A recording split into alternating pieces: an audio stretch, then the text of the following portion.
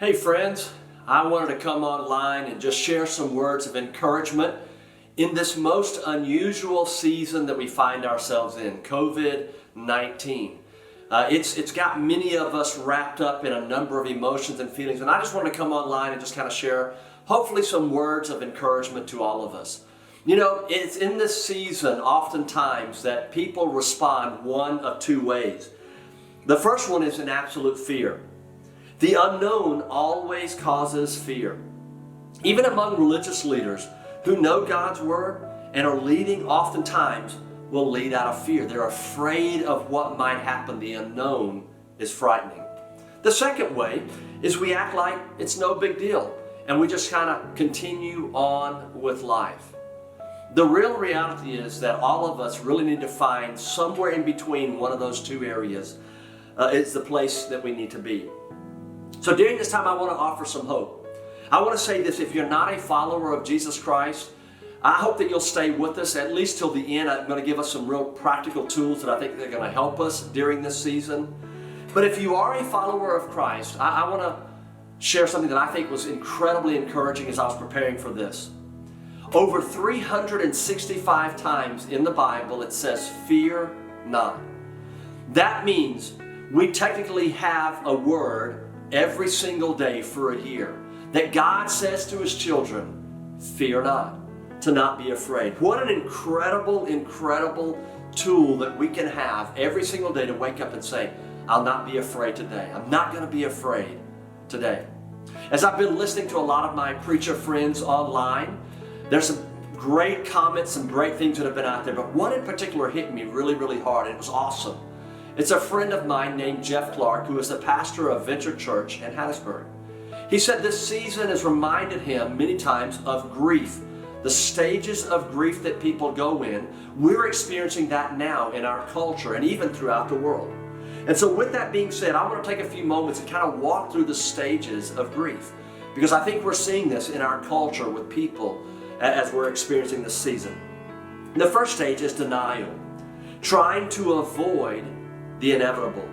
Oh, it'll never come to Mississippi. Mississippi is too far disconnected from every part of the world.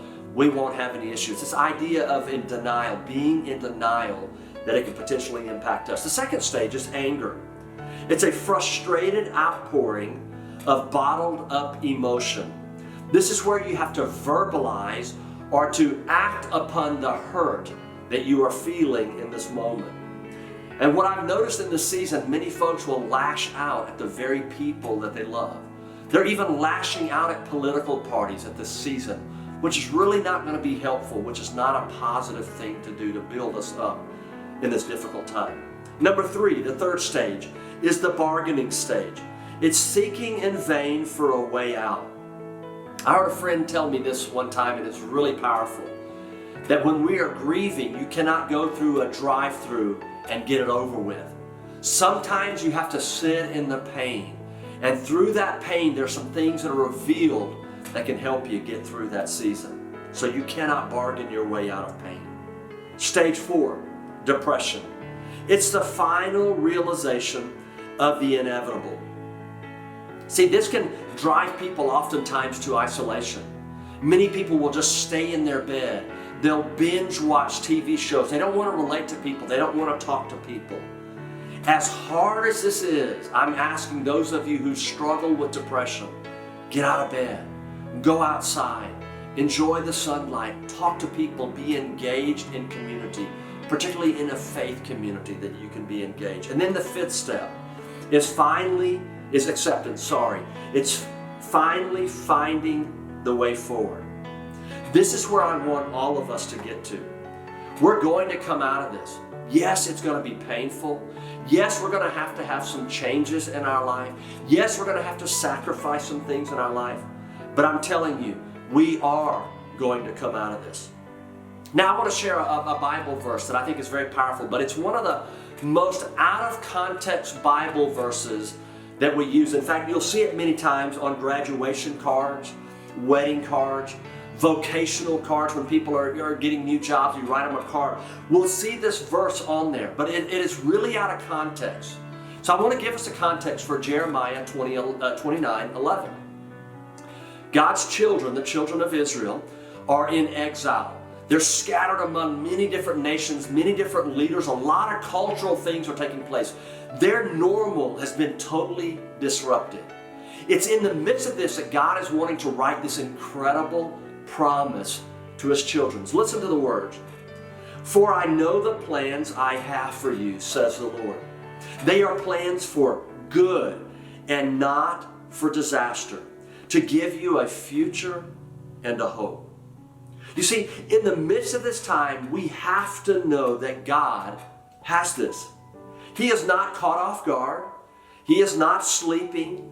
He's not sitting there wringing his hands together going, oh, what am I going to do now? No, He has this totally in control.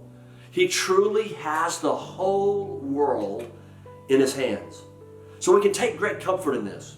So what do we do in a time like this? I mean, I've heard people say that the world may be coming to an end.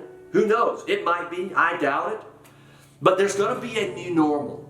In fact, in my own mind, I'm saying BC and AC.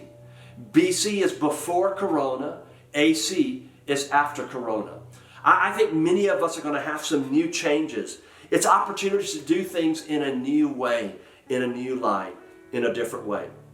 What if this is God's way of saying, I want mankind to reset their life based on some intentional values that I want them to have in their life?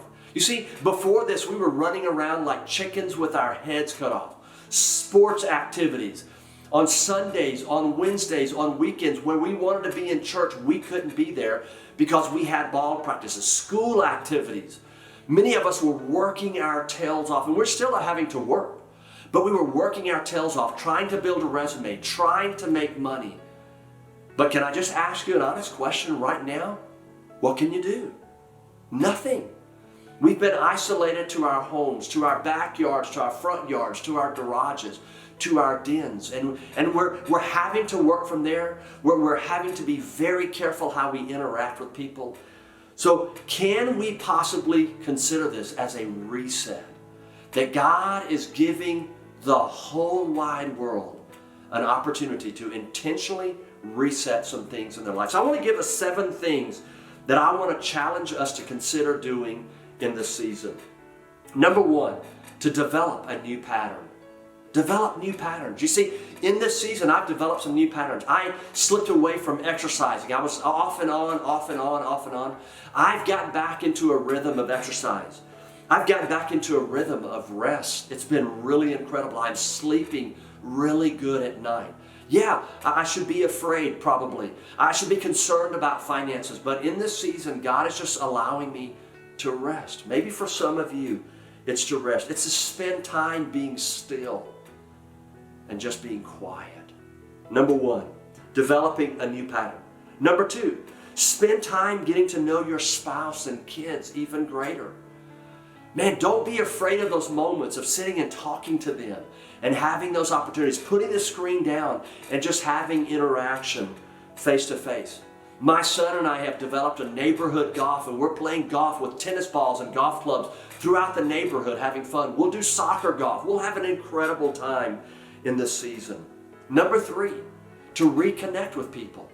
I'm finding myself, as I'm hearing from people, I am writing people, I'm calling people, I'm texting people just to check on them. People that I really and honestly just kind of pushed aside because of the busyness of life. I am now reconnecting with them. In fact, I'm calling some of those people, and they're almost blown away. They're asking me like, you don't need anything? No, I don't need anything. I'm just calling to check on you. Wow, how refreshing. Because here's what I've discovered. Many times we call people when we need something from them. But how refreshing does it just simply call people and to check on them?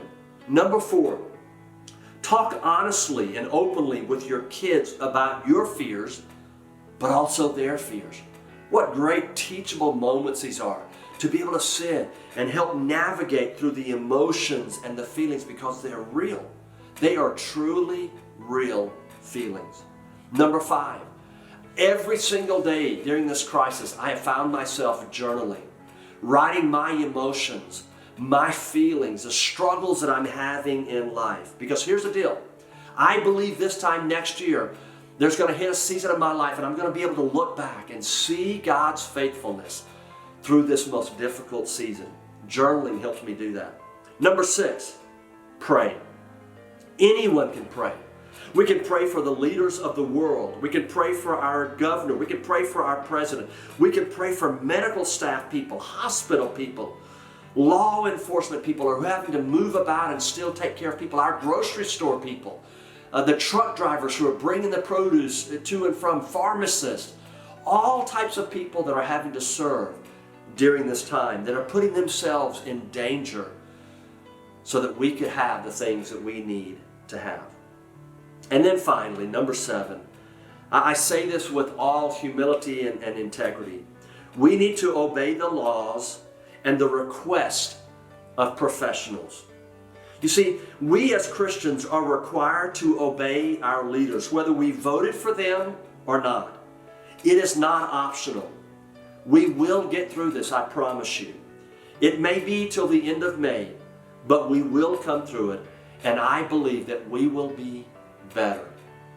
So with that being said, I wanted to give us a sense of hope that everything is going to be okay. Don't panic. Don't be afraid. We're going to get through this. I love you, and I hope that you'll share this video with your family and your friends as a way of being an encouragement in this season.